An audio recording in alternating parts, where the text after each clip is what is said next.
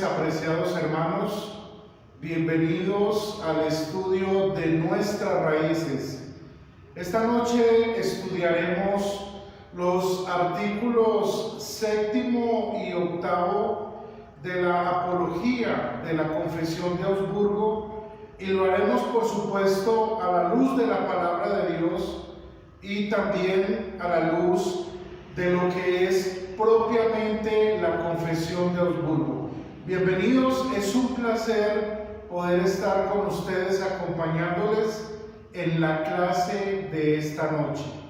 Oremos. Padre bondadoso, queremos agradecerte por darnos el gran privilegio de estudiar tu santa palabra, de poderlo hacer como hermanos en la fe y también de extender esta enseñanza a nuestros amigos y simpatizantes de nuestras congregaciones. Danos la guía y la dirección de tu Espíritu Santo, asimismo como rogamos por el perdón de nuestros pecados, por Cristo, tu Hijo, nuestro Señor. Amén. Vamos entonces a hablar de los artículos 7º y 8º. Ambos nos van a enseñar acerca de la iglesia. ¿Qué es la iglesia? ¿Cuáles son las señales exteriores de la iglesia?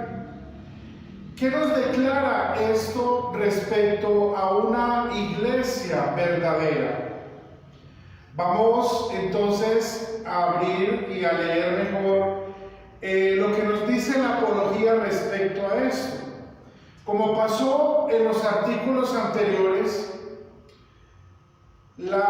el bando católico romano hizo una refutación de estos artículos, especialmente en lo que tiene que ver con la definición de que la iglesia es la congregación de los santos. Para ellos era inaceptable esta determinación.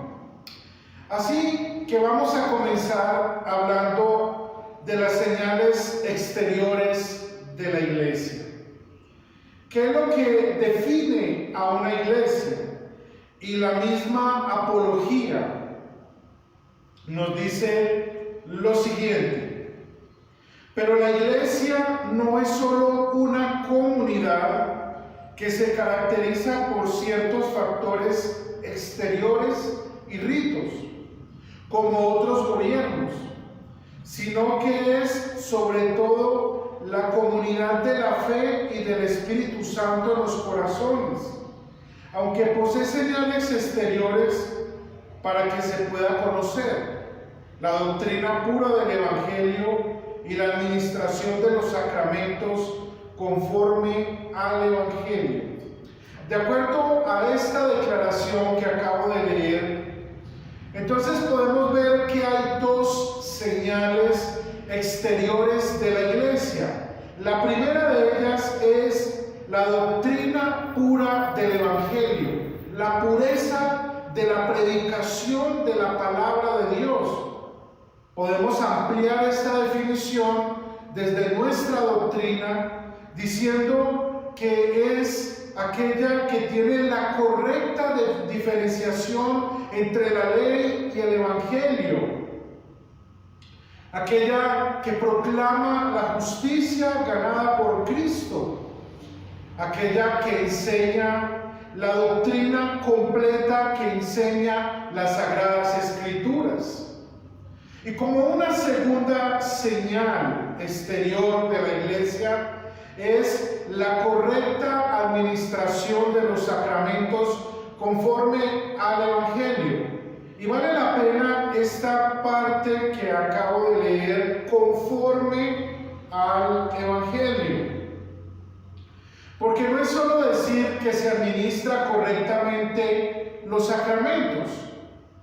En ese caso, entonces se podría apelar a que es una ceremonia que tiene un orden, que debe respetarse ese orden exterior para que pueda cumplir con su eficacia.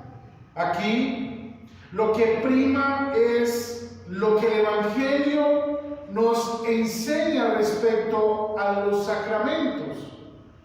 cuando hablamos de los sacramentos, entonces la misma Confesión de Augsburgo también nos dice que no son solamente señales externas de la unión de los cristianos, sino que son medios que el Espíritu Santo usa para fortalecer y crear la fe en nuestros corazones. Por eso están ligados directamente al Evangelio. No pueden estar separados de él. Es así como si examináramos los 7 sacramentos que usa, por ejemplo, la teología de la Iglesia Católica Romana, de la Iglesia Oriental. A la luz del Evangelio tendríamos que decir que 5 de ellos no cumplen con lo que dice la palabra de Dios, y solo entonces tendríamos 2, el bautismo y la Santa Cena, que están conforme al Evangelio, porque fueron instituidos por Cristo y porque confieren promesas de gracia y de salvación para la persona que los recibe y se beneficia de ellos. Por eso estas 2 señales son importantes. Vamos a recordar. Primera, la doctrina pura del Evangelio. Y segunda, la administración de los sacramentos conforme al Evangelio. De la primera, que tiene que ver con la predicación y la doctrina pura del Evangelio, es lo que Pablo también escribe a Timoteo en la primera carta a Timoteo, capítulo 3, versículo 15. Pero que si tardo, sepas cómo conducirte en la casa de Dios, que es la iglesia del Dios viviente, columna y baluarte de la verdad. Aquí Pablo hace una buena descripción de lo que es la iglesia.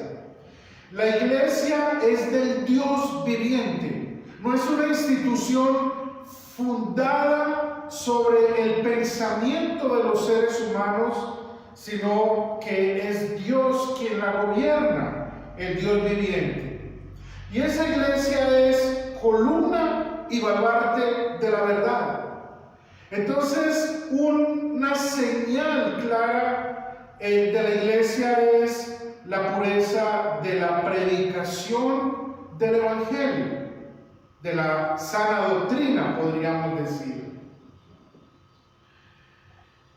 Pero también la apología nos declara y cita directamente el símbolo apostólico, es decir, el credo apostólico. Porque allí se dice que la iglesia, como leí al comienzo, es la congregación de los santos. Y el credo apostólico, el símbolo apostólico, nos enseña eso en el 3er artículo. Y creo en el Espíritu Santo, la Santa Iglesia Cristiana, la comunión de los santos. Entonces creemos en la Santa Iglesia Cristiana y en la comunión de los santos. La Confesión de Augsburgo, y si nos vamos a mirar allí un poco, nos va a decir también qué es la iglesia. Artículo 7 de la Confesión de Augsburgo.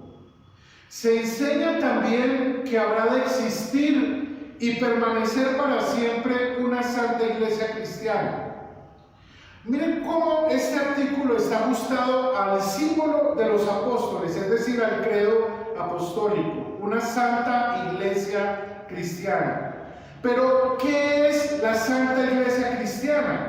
Entonces, el mismo artículo nos dice que es la asamblea de todos los creyentes, entre los cuales se predica genuinamente el Evangelio. Primera marca externa del Evangelio, de la iglesia, que predica genuinamente el Evangelio. Y segundo, que administra los santos sacramentos de acuerdo con el Evangelio. Allí está lo que ya habíamos mencionado con anterioridad. Entonces la iglesia es la asamblea de los creyentes, entre los cuales se predica genuinamente el Evangelio. También en el artículo 8 de la Confesión de Augsburgo, que es el que estamos también hoy estudiando, dice: si bien la iglesia cristiana verdaderamente no es otra cosa que la asamblea de los creyentes y santos. ¿Qué es entonces la iglesia? La asamblea de los creyentes y de los santos. La apología por eso dice que la iglesia es la congregación de los santos. Eso es lo que nos declara también el credo apostólico. ¿Pero qué de la Biblia? Por supuesto, el credo apostólico está fundamentado en la enseñanza de la Biblia. Solo por poner una cita para no pasar de largo el contexto bíblico, podemos leer en 1 Corintios capítulo 1 y el versículo 2. 1 Corintios capítulo 1, versículo 2. Saludamos a la iglesia de Dios que está en Corinto, a los que han sido santificados en Cristo Jesús y llamados a ser santos, junto con los de todas partes invocan el nombre de nuestro Señor Jesucristo. Entonces, aquí Pablo, en su introducción, en su saludo a los hermanos de Corinto, les dice que ellos son parte de la iglesia de Dios, que fueron santificados por Cristo, es decir, apartados, eso significa la palabra santificados, y llamados a ser santos junto con los que invocan el nombre de Dios en diferentes lugares. Esa es, podríamos decir, entonces, que una de las maneras como podemos ver la iglesia, como la asamblea o la congregación de los santos que tienen comunión con el Evangelio y con la correcta doctrina de la palabra de Dios. La apología nos dice lo siguiente de lo que hemos estado hablando de la comunión de los santos. La comunión de los santos parece haber sido añadido para explicar qué significa la iglesia, a saber, la congregación de los santos que tienen entre sí la comunidad de un mismo evangelio o doctrina y de un mismo Espíritu Santo, y que renueva sus corazones, los santifica y los gobierna. Hago un paréntesis aquí para recordar, ¿cierto?, que nosotros hablamos de la iglesia invisible, que es aquella que solo Dios conoce, pero en cuanto a la iglesia visible es que estamos enfocándonos en este sentido para hablar de las señales exteriores y particularmente porque ella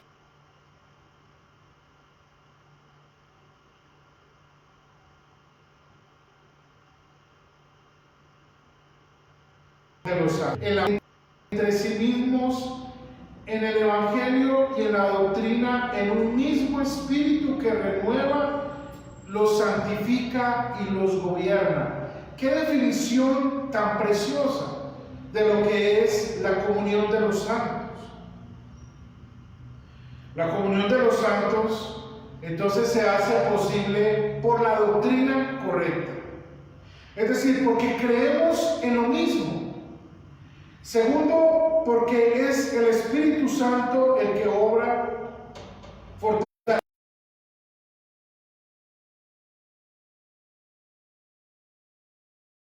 y gobernándolos por medio de la palabra. Qué interesante, qué hermosa es esta enseñanza. La verdadera iglesia es la que tiene el Espíritu Santo, es decir, la palabra y los sacramentos, que fue lo que mencionamos al comienzo de la clase. Quiero repetir porque es muy importante: la iglesia verdadera es la que tiene el Espíritu Santo, es decir, la palabra, la doctrina correcta y los sacramentos de acuerdo con el Evangelio. Nicolás de Lira, que fue un teólogo franciscano y muy citado por Lutero en sus obras, él decía lo siguiente respecto a la iglesia: la iglesia consiste en aquellas personas que conocen y confiesan correctamente la fe y la verdad. Vale la pena escucharlo de nuevo, ¿verdad? La iglesia consiste en aquellas personas que conocen, número uno. Segundo, que confiesan, conocer y confesar correctamente la fe y la verdad. Entonces, lo que trae unidad a la iglesia es la doctrina. Cuando estamos en consonancia y en total correspondencia de decir, en esto creemos, estamos de acuerdo, allí es donde se da la comunión de los santos y el compañerismo entre los cristianos y la verdadera comunión como hijos de Dios. Entonces no nos olvidemos las palabras de Nicolás de Lira: la iglesia consiste en aquellas personas que conocen, porque hemos sido instruidos en la palabra de Dios, y confesamos también la fe y la verdad. Ahora, también hemos hablado de que de esas señales externas están los sacramentos, y también la apología hace un poco de énfasis respecto a los sacramentos, por una razón particular, por la dignidad de quienes los administran, y al respecto dice lo siguiente: y no pierden eficacia los sacramentos al ser administrados por indignos, pues estos, por haber sido llamados por la iglesia, no representan a su propia persona, sino a la persona de Cristo, tal como él mismo dice: el que a vosotros oye, a mí me oye. Lucas 10:16. Por tanto, cuando administran la palabra de Cristo en los sacramentos, lo hacen como representantes de Cristo y en su lugar. Esto es lo que nos enseñan aquellas palabras de Cristo, para que no nos escandalice por la indignidad de los ministros. Esta es una parte en controversia también que estudiamos en la fórmula de concordia, ¿verdad? Y la Confesión de Augsburgo, hablando de la dignidad de los ministros, dice lo siguiente: si bien la iglesia cristiana verdaderamente no es otra cosa que la asamblea de todos los creyentes y todos los santos, sin embargo, ya que en esta vida muchos cristianos falsos, hipócritas y aún pecadores manifiestos permanecen entre los piadosos, los sacramentos son igualmente eficaces, aun cuando los sacerdotes que los administran sean impíos. Es como Cristo mismo indica: en la cátedra de Moisés se sientan los fariseos. Mateo 23:2. Por consiguiente se condenan a los donatistas y a los que enseñan de manera diferente. ¿Quiénes eran los donatistas? Los donatistas fueron una secta que surgió a principios del siglo IV y que negaban la validez del ministerio de los obispos que habían apostatado con anterioridad a la fe. Entonces el donatismo consistía en eso, en decir, si una persona en algún momento pierde prácticamente la dignidad de administrar un sacramento, y por tanto esos sacramentos no son válidos, ¿no? Pero la apología nos deja claro de que los sacramentos no pierden su valor al ser administrados por ministros indignos, como hace unos momentos leímos. Pero, y esto es muy importante, pero también la misma apología nos exhorta a que es necesario que nos apartemos también de los maestros que son infieles a la palabra, es decir, que han torcido la doctrina. Mateo 7:15, ¿cierto? Es una cita que nos puede ayudar a entender esto que acabo de decir. Cuídense de los falsos profetas que vienen a ustedes disfrazados de ovejas, pero por dentro son lobos rapaces. Y Gálatas 1:9, que dice que si aún vienen algunos enseñando otro evangelio, debemos rechazarlos porque ellos son anatemas, ¿cierto? Con esto entonces podemos cerrar con la clase del día de hoy. ¿Qué hemos aprendido? Hemos aprendido las señales exteriores de la iglesia, la correcta doctrina del evangelio y la administración de los sacramentos conforme al evangelio. Hemos aprendido, de acuerdo con el símbolo de los apóstoles, que es la comunión de los santos. Y hemos aprendido, usando las palabras que leí hace un momento atrás, la iglesia consiste en aquellas personas que conocen y confiesan correctamente la fe y la verdad.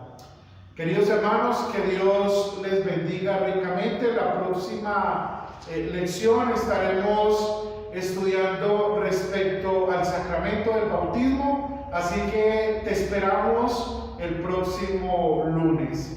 Que Dios te bendiga en Cristo Jesús. Y bueno, vamos a recibir la bendición. Que el Señor te bendiga y te guarde, haga el Señor resplandecer su rostro sobre ti, tenga misericordia y te conceda la paz, en el nombre del Padre, del Hijo y del Espíritu Santo. Amén. Feliz noche, Dios te bendiga.